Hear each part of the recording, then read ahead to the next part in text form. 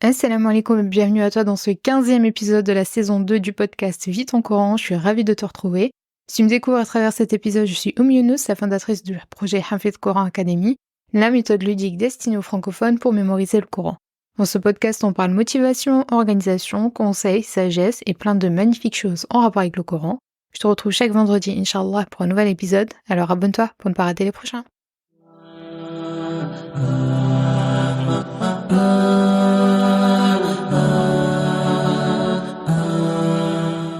Comme je l'ai annoncé dans les épisodes précédents, les inscriptions pour la formation Al-Baqarah sont ouvertes encore pendant 5 jours seulement. Ensuite, on ferme les portes.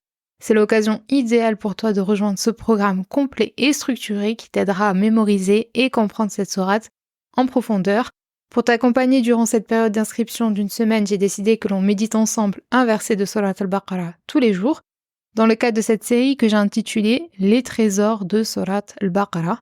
La ayah que j'ai choisie aujourd'hui, c'est une ayah qui va dans la continuité de la ayah que nous avons méditée dans l'épisode précédent, qui était la ayah 286, dans une traduction du sens de la ayah. Donc Allah subhanahu wa ta'ala nous dit « Allah n'impose à aucune âme une charge supérieure à sa capacité ».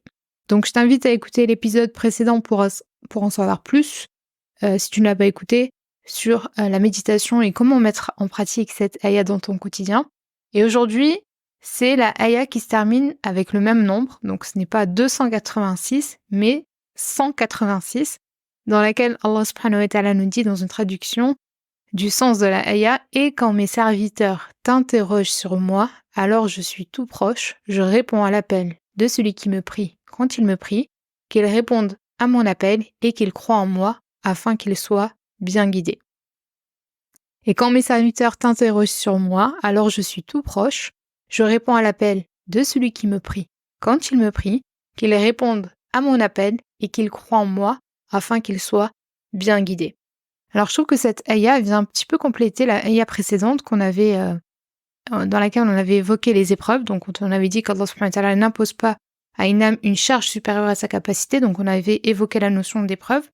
Et parmi les causes à faire quand on est éprouvé, eh bien c'est d'invoquer Allah azza wa jalla. Quand Allah subhanahu wa ta'ala nous dit Allah n'impose à aucune âme une charge supérieure à sa capacité, eh bien cette ayah nous rappelle que quelle que soit l'épreuve que tu traverses, elle est à ta portée. Allah sait exactement ce que tu es capable de supporter, même si parfois les épreuves te semblent trop lourdes. Donc ça signifie qu'en toi résident les forces nécessaires pour faire face aux difficultés, mais cela ne veut pas dire que tu dois les affronter toute seule. La deuxième ayah, quand Allah subhanahu wa ta'ala dit « Et quand mes serviteurs t'interrogent sur moi, alors je suis tout proche. Je réponds à l'appel de celui qui me prie, quand il me prie, qu'il réponde à mon appel et qu'il croie en moi afin qu'il soit bien guidé. » Donc cette ayah, elle t'invite à invoquer Allah azza wa jal pour trouver du secours, pour trouver de l'apaisement et de la force. Donc l'invocation, elle devient un moyen de puiser en toi cette force intérieure qu'Allah subhanahu wa ta'ala t'a donnée, que tu possèdes face aux épreuves. Donc te tourner vers lui pour chercher son aide.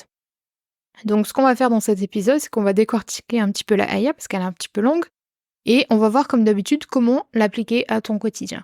Donc Allah azza wa jalla nous dit tout d'abord « Et quand mes serviteurs t'interrogent sur moi, alors je suis tout proche. » Donc la première idée est qu'Allah est toujours proche. Donc peu importe la situation, peu importe la distance que tu ressens, Allah est constamment près de toi. Et je trouve déjà juste ce début de la ayah magnifique, parce que quand on est éprouvé, parfois on se sent vraiment seul, on a l'impression que personne ne peut comprendre ce que l'on vit, que personne n'est à notre place pour ressentir ce que l'on vit. Et ce début de ayah, je trouve qu'il est magnifique parce qu'on sent la miséricorde d'Allah azza wa jal, qui certes nous envoie des épreuves, mais nous rappelle qu'il est proche de nous et prêt à répondre à ta demande d'aide. Donc c'est comme s'il nous disait, il faut que tu passes par cette épreuve, mais ne t'inquiète pas, si tu as besoin, tu as juste à m'appeler. Je suis là pour t'aider.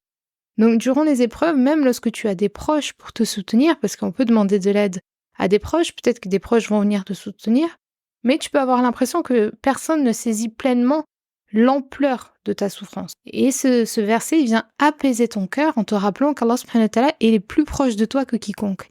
Il connaît chaque pensée, chaque émotion et chaque douleur que tu ressens, même si tu ne parviens pas à les exprimer par des mots. Donc il est conscient des détails de ton épreuve et il comprend ta souffrance mieux que toi-même. Et ce sentiment de savoir qu'il est avec toi, même lorsque les autres ne peuvent pas comprendre, ça te donne de la force. Parfois, tu peux te sentir seul parce que tu n'arrives pas à partager ce que tu traverses avec ceux qui t'entourent. Parfois, tu n'as pas envie d'en parler. Mais Allah, il connaît tes pensées. Il connaît tes pensées les plus intimes de ton cœur et les secrets que personne d'autre ne peut connaître. Donc, il est plus proche de toi et donc, ça, c'est la première idée de te dire, voilà, Allah, il est proche de moi. Puis Allah subhanahu wa ta'ala nous dit, je réponds à l'appel de celui qui me prie quand il me prie. Donc, chaque prière, chaque invocation sont entendues par Allah subhanahu wa ta'ala. Donc, aucun appel n'est ignoré ou négligé. Donc, en affirmant qu'il répond à l'appel de celui qui le prie, Allah subhanahu wa ta'ala, il te montre que l'invocation, c'est un moyen direct de communication avec lui. Contrairement aux êtres humains, à qui tu peux demander de l'aide, les appeler, quand tu vas les appeler, demander de l'aide, ils ne seront pas forcément disponibles pour te répondre, ou dans la capacité de t'aider, ou de t'accorder leur aide. Parfois, ils n'ont pas forcément envie de t'aider.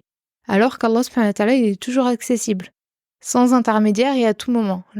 Quand tu fais dua, tu reconnais également que tu as besoin de l'aide d'Allah subhanahu wa ta'ala. Donc en fait, tu réaffirmes ta dépendance envers lui. Donc l'invocation va montrer que tu es consciente que seul Allah subhanahu wa ta'ala peut véritablement répondre à tes besoins et t'accorder ce que tu désires.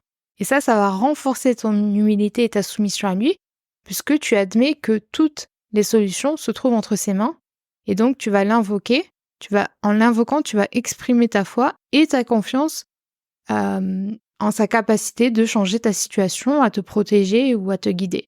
Donc chaque fois que tu invoques Allah subhanahu wa ta'ala, ça te rapproche encore plus de lui. Et tu réalises que tu as une relation directe et personnelle avec lui. L'invocation, elle va également te nourrir de l'intérieur. Elle va t'apporter cette paix parce qu'elle te rappelle que tu n'es jamais seul.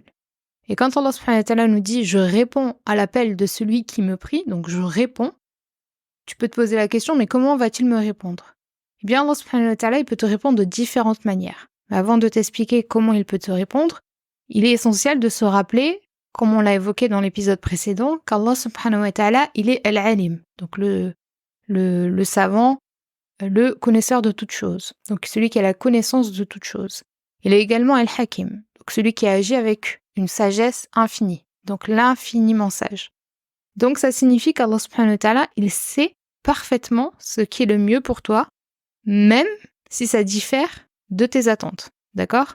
Donc quand tu invoques, il faut toujours avoir conscience qu'Allah, il est Al-Alim et Al-Hakim. Donc il peut te répondre, mais d'une manière différente de ce que tu attendais. Donc il peut te répondre en te donnant soit exactement ce que tu as demandé, donc il exauce ton invocation en t'accordant ce que tu souhaitais, que ce soit un bienfait matériel, une solution à un problème, une guérison ou toute autre chose. Donc ça peut se produire soit immédiatement, soit après un certain temps. Mais le résultat, il sera exactement ce que tu avais espéré. Il se peut également que Allah subhanahu wa ta'ala retarde l'exaucement de ton invocation jusqu'à que ce soit en fait le moment le plus approprié pour toi.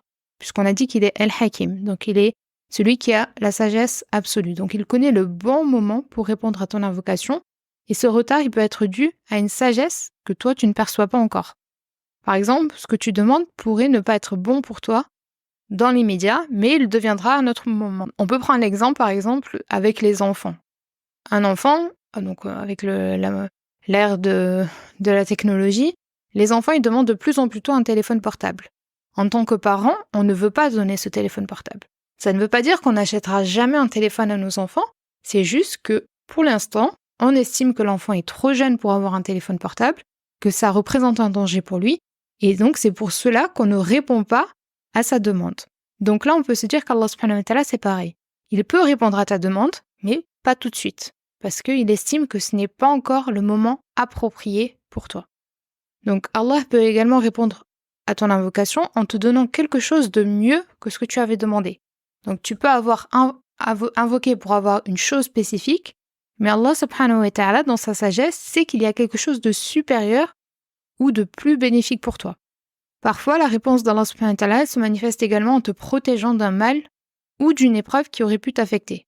Donc toi, tu ne vois pas nécessairement cette protection parce que tu n'es pas conscient du danger auquel tu as échappé.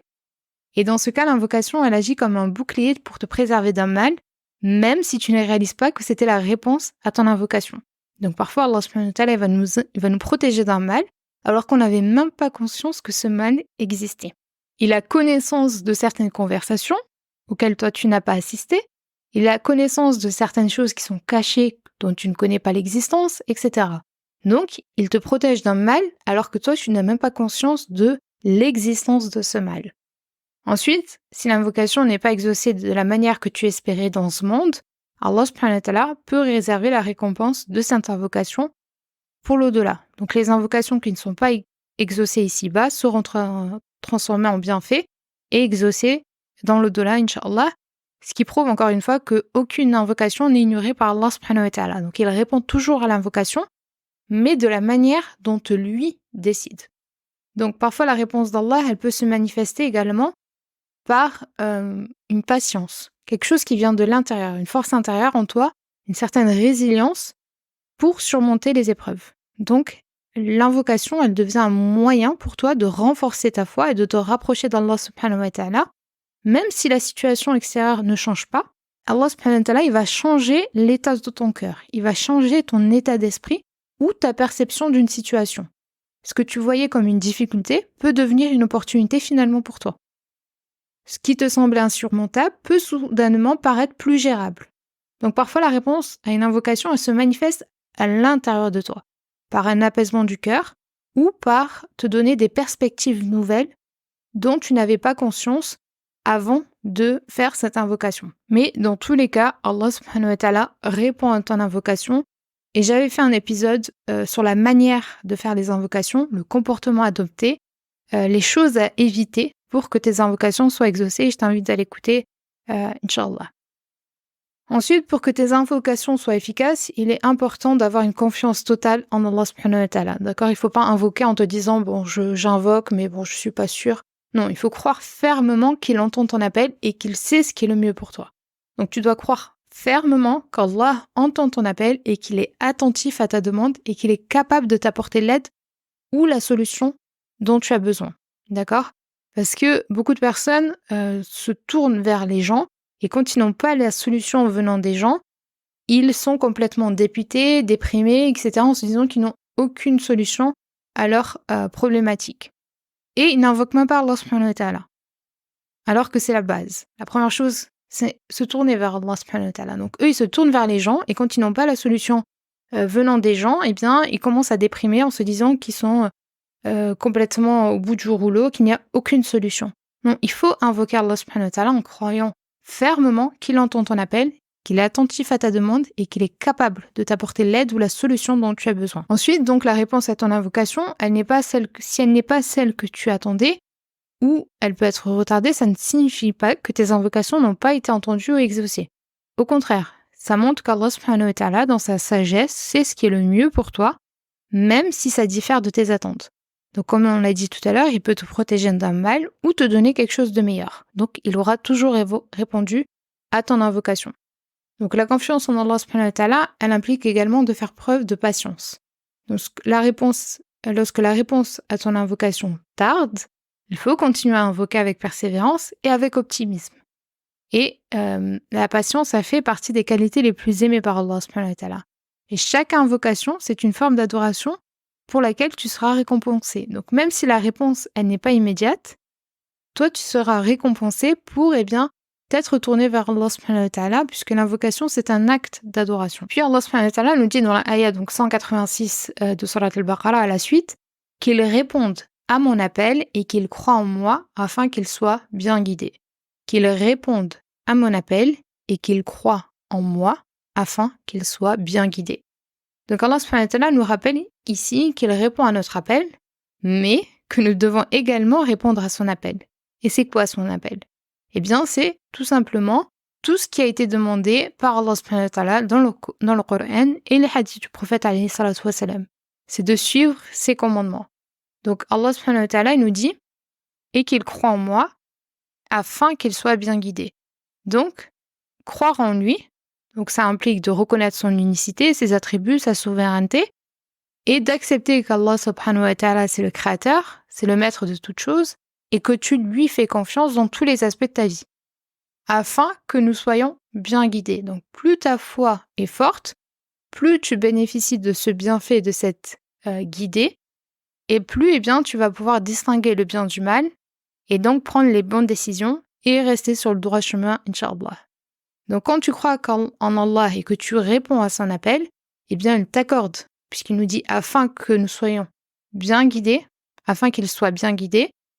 Donc il t'accorde sa guidée pour te protéger des tentations, des péchés, des mauvaises influences, etc. pour que tu prennes les bonnes décisions. Donc la foi en Allah subhanahu wa ta'ala, elle agit comme un bouclier. Elle agit comme une boussole qui oriente tes actions, tes décisions vers ce qui est bon et bénéfique pour toi. Quand Allah subhanahu wa ta'ala termine la ayah en disant de répondre à son appel, on peut imaginer que cela signifie que l'invocation ne doit pas être un acte isolé, mais qu'elle doit être accompagnée d'une réponse également à son appel. Donc ce n'est pas juste invoquer Allah subhanahu wa ta'ala, c'est également répondre à son appel, donc suivre ses commandements, accomplir d'autres actes d'adoration, etc. Donc l'invocation, ce n'est pas un acte isolé. Elle fait partie de tout un système quand Allah subhanahu wa ta'ala nous dit donc de répondre à son appel et donc de suivre ses commandements. Voilà, donc nous sommes arrivés à la fin de cet épisode. J'espère que cette méditation sur ce verset aujourd'hui t'aidera dans tes moments de doute et te poussera donc à invoquer Allah subhanahu wa ta'ala le jour où tu seras dans les épreuves et dans tout moment, d'ailleurs même dans les moments de bonheur. Rappelle-toi également que chaque ayat du Coran, c'est une lumière qui peut éclairer ta vie, si seulement tu prends le temps de la méditer et de la comprendre. Et justement, si tu ressens l'envie d'aller plus loin et d'ancrer cette Surat al-Baqarah dans ton cœur, tout en la mémorisant efficacement, je t'invite à rejoindre la formation Al-Baqarah. Les inscriptions sont ouvertes encore pour 5 jours. C'est l'occasion idéale de te lancer dans cette belle aventure. Cette formation, elle est conçue pour t'accompagner pas à pas avec une méthodologie prouvée, des vidéos détaillées, des audios, un workbook complet et des sessions de coaching en direct. Donc c'est bien plus qu'une simple formation de mémorisation, c'est une véritable méthodologie que tu mettras en place. Alors ne laisse pas passer cette opportunité, rejoins-nous dès maintenant, tu as le lien juste en dessous de cet épisode pour t'inscrire. Qu'Allah te facilite et je te donne rendez-vous demain, Inch'Allah, pour une nouvelle ayah de Surat al-Baqarah. Assalamu alaikum.